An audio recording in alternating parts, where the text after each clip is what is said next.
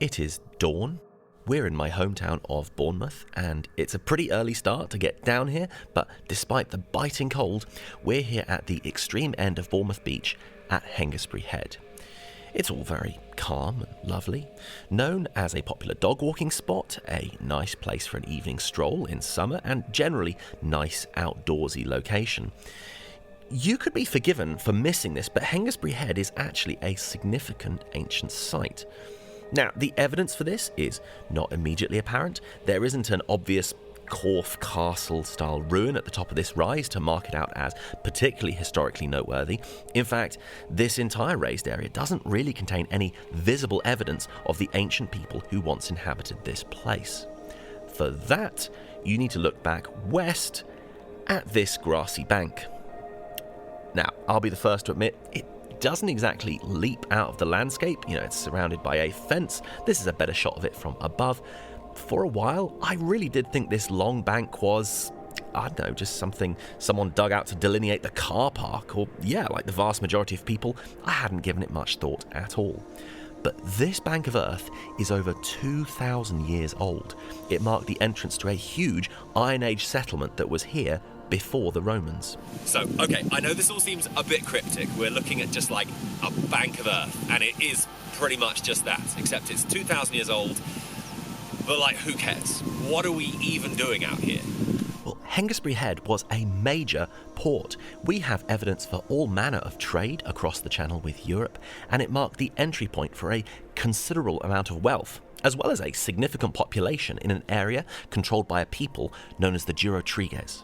And much of the modern boundary of Dorset traces the approximate territorial extent of the Durotriges, and stretching northwest from Hengistbury, there is a line of sites commonly known as Hillforts. Now, we've got more to say on this, a lot more, and Dorset is an incredible place to go hillforting. So, the question is, how many hillforts can we do in one day?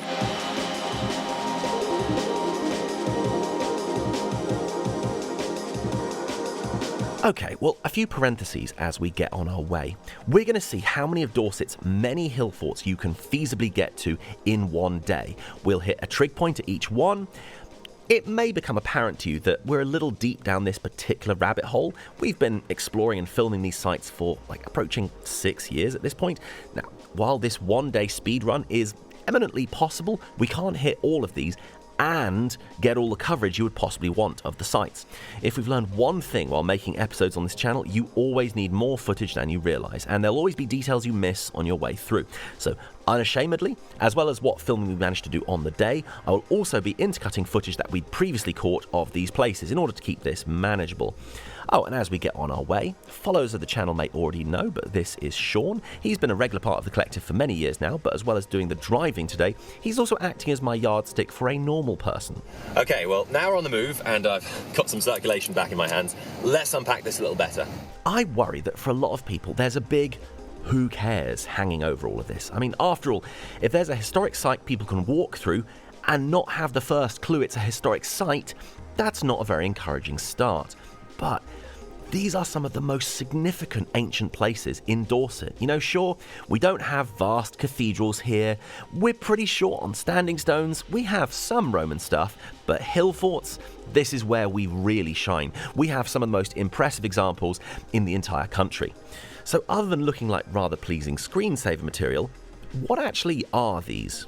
Now, there are gradatingly complex answers to that question, but we'll start simple and we'll unpick the swarm of asterisks to all these generalizing statements as we go along. For the most part, the remains you are seeing are ditches, dug often for defense, though put a pin in it, possibly topped with wooden palisade walls, but put a pin in that. These frequently occupy high ground and places visible for miles around, but put a pin in it because sometimes they're in lowland areas. This is where Norfolk gets fun, because you have hillforts that scarcely rise 2 meters above sea level.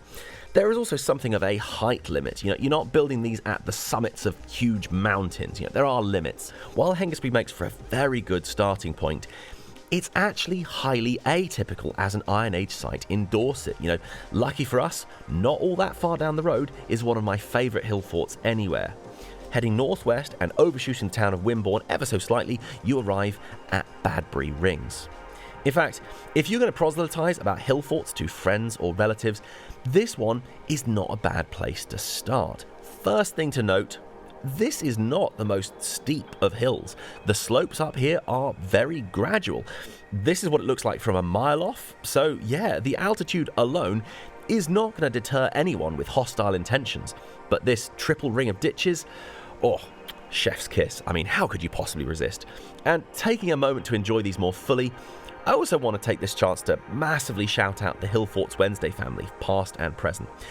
Happy to say, I am in very good company when it comes to enthusiasm for Hillforts. You might be surprised that there's a growing community online who have at least as much or more passion for Hillforts as we do. Every Wednesday, for as long as I can remember, everyone gathers on the tag to share our appreciation. This was formerly on Twitter, but don't look there anymore because we're alive and thriving over on Blue Sky. So come and join us there. Hashtag Hillforts Wednesday. It's a very open, welcoming crowd, and huge love to everyone there for teaching me so much over the years and signposting so many places I'd never have known about had I not been part of the community. I hope you guys enjoy these episodes as much as I've enjoyed making them. Back to Badbury. This perhaps brings us to the sticking point that will come up again and again as we explore Hillforts. Okay, where's the evidence? Point me to the museum/academic papers, go on. Well, for our part, we're trying to cite as many high-quality sources as we can along the way. You'll see them indicated by numbers popping up in the bottom left. But to set expectations, many Hillforts in Britain, in fact, I'm pretty confident in saying the majority of Hillforts, have not been subject to thorough archaeological examination. Don't all gasp at once, but large-scale archaeological digs are not as common as you think. The sector does not get anywhere near the funding you might expect, and ancient sites don't just automatically get added to some queue for mandatory excavation. In the majority of cases, any specifics the ordinary person might inquire, be it dates, numbers of people there, details of structures on the site, and things like that, we have to be honest and say in many cases it's just not clear. There is a great deal we still do not know. However, we are particularly lucky in Dorset. As we speak, work is ongoing year after year, and we're discovering more and more about ancient Dorset thanks to the Durotriges project, which is based at Bournemouth University. And they're undertaking digs every summer and continually building on our understanding of life both before and during the Roman occupation here in Dorset. Now, regards Badbury rings, some investigations have been done. A major source for these episodes is by Dave Stewart and Miles Russell. Miles heads up the Durotriges project at Bournemouth Uni. Now, while not digs, they conducted surveys of all of Dorset's major Hillfort sites, and this gives us a significant jumping off point for discussion of dating and use, much more than just looking at the grass from ground level. Well, as far as Badbury goes, despite how huge and beautifully well preserved the ditches may be, the centre is a different story. I mean, yes, there's trees, but that's not necessarily a bad thing. Tree cover has protected a great deal of archaeology in various places. However, to quote the survey, wartime activity has probably obliterated all coherent traces of ancient activity at the centre of the Hillfort. Between a radar station built there and other military activity, sure, it might look very green and natural now, but that's not always been the case. So yes, even the possibility of getting spades in the ground is not necessarily going to produce the data or finds we might like about the Iron Age. And this is not all that unusual in the study. Archaeology and history in general, we are very accustomed to working with incomplete evidence. We just work with what we've got. That's pretty much the water we swim in. Anyway, don't let me sound too downcast. I mean, it's an incredible site and it was a beautiful morning. And right on cue. Right, let's do it.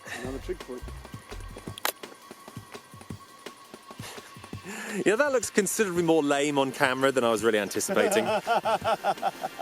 In fact, when we briefly headed out of the trees and onto the ramparts to the east... Hello. Oh, cute. Anyway, while it might have still been early morning, we had a lot to get through, so we couldn't stop and admire Badbury for too long. It's back on the road, down the famous Beach Avenue, and not far away at all, it's Busbury Rings. Now, we can't all be like Badbury Rings every day of the week, and... Yeah, so not the most to see ever. And, because it's bisected by a road. But if you get up in the air, you can see, Okay, yeah, at the very least to the west end of the road, the enclosure is much more clear. In fact, there's at least 2 layers. As for the golf course on the other side of the road, You can see a little bit more on this side. Because golf courses are always digging all their own earthworks and bunkers and everything. so not a showstopper, but a decent amount has survived, more than a glance on the way past might suggest. Well, if you head due south from Busbury, you get to the small town of Spettisbury, famed for its speed traps. Now, Spettisbury Rings is a bit out of the way from the rest of the village. It's a mix. You can see the ramparts pretty distinctively even from the ground without getting the view from above, but they're also partially covered with bushes and trees. The southernmost part of the fort was destroyed as the railway came through. This did actually result in some archaeology being done. Some of the finds are in the British Museum. There's not a tremendous amount we can extrapolate from the site in the Iron Age. It seems likely from the survey that occupation was somewhat sparse. Some potential trackways to the south of the site. Anyways, trig points? Just about. Well, next, we have to head a short way north of Blandford, and it's a couple of Dorset's greatest. First, Hod Hill. We have definitely done worse. But Hod Hill on foot is a lot.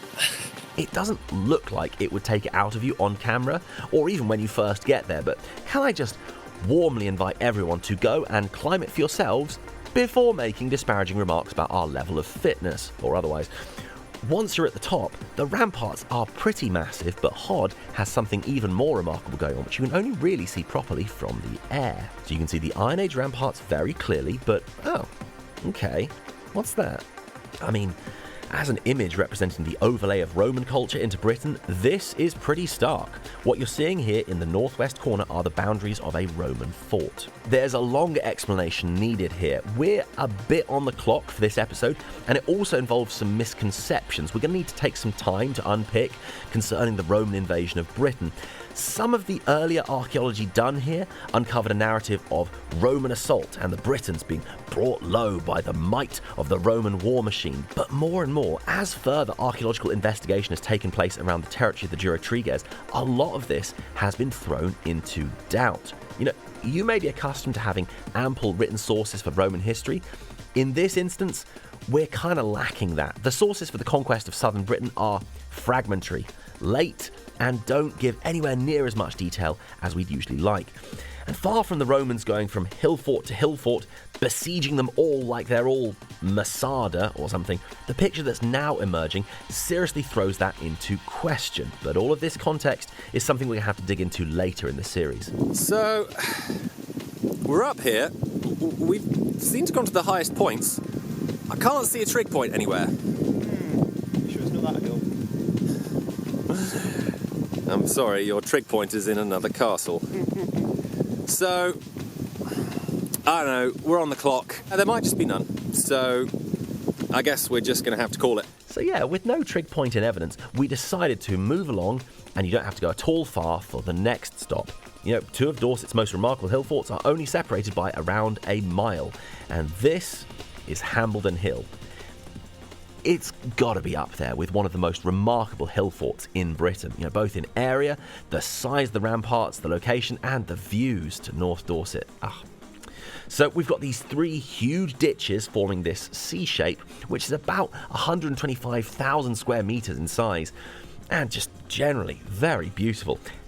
However, before you get too carried away with the idea of this being some sort of super fortress that's purely there for military might, at the top of the hill is a Neolithic long barrow. Nowadays it's a little ill-defined, but a Neolithic long barrow nevertheless. And this is a very common thing you're going to see as we explore more hill forts. While the most visible levels of activity belong to the Iron Age, they are not infrequently built in high places that have previous use as ritual sites, often around Bronze Age or Neolithic era barrows. And while we're never sure about exact religious or ritual practice, or the exact ways that the builders of the hill forts felt about their ancestors, we can't discard this crucial feature of so many hill forts, that they're not just good places to build some strong walls and be a bunch of tough guys. These sites hold much more significance for different reasons than just where is good to fortify. In fact, and this is where things get really interesting, some of the hill forts are the exact opposite of good places to fortify. They appear to have these ditches and potentially palisades only to delineate what we can best describe as ritual spaces, or sometimes interpreted as meeting places. Now, I can't leave that hanging in the air too long, but it's going to need more discussion down the line in this series. But yeah, the big twist is Hillforts, not necessarily forts at all. But for now, back to Hambledon. Based on the depressions across the enclosed area at the top of the hill, we're pretty confident at a high level of occupation. And there also seems to be a couple of trackways passing through as well. Now, this was sort of turning to the unexpected B-plot of the day, but at this point we were comparing notes and there appeared to be no trig point anywhere in evidence. The wind noise up there did make us inaudible on the onboard mic. One day I'll have to spring for a couple of lavaliers, but as mentioned, presenting on location is not usually how we do things. Now, I was under the impression that if you're a significant enough hill in an area, you got a trig point, kind of just automatically, but certainly accustomed to seeing those on other hill forts we visit, but interestingly, while I could be entirely mistaken, couldn't find one at Hambledon either. Well, up to this point, all of the hill forts we've been through have formed a pretty straight line leading from Hengistbury Head into the heart of Dorset, a phenomenon that has not gone unnoticed by historians, though the exact nature of what this means or its purpose is far from clear. I mean, if you look at the profiles of each so far, there really are no two remotely the same in form or design. There's certainly no uniformity to suggest they were part of a singular project or building programme, kind of the opposite. This is where the travelling salesman problem somewhat kicks in, because following that line was an easy choice, but from here, the route, along with which forts we include, becomes a little harder to decide upon. Well, first of all, we are doubling back on ourselves a short way south, and it's one I've got a bit of a soft spot for. This is Rawlsbury Camp. It's a beautiful part of Dorset. The views in either direction are immaculate. You can see this rather out-of-place fence running through the middle of the fort. It's a parish boundary. Kind of begs the question why one ditch or other of this very prominent monument wouldn't have served as the boundary. I mean, really. Anyway, there's some tentative evidence of hut circles, trackways and storage pits from the survey, and it's suggested that this was still being occupied and used at a time when other small forts were going out of use. Well, it was pretty cold out. The wind had an icy edge to it, so we were grateful to be back in the car and on our way. However, to tell the full story of this day, we're going to need to break off into a part 2. Making episodes that push over the 30 to 40 minute mark just takes too long to put together, and no one really thanks you for it. So we'll pick up the account of our day in the next one. But just before I go, I wanted to tease a bit of what's to come in this series.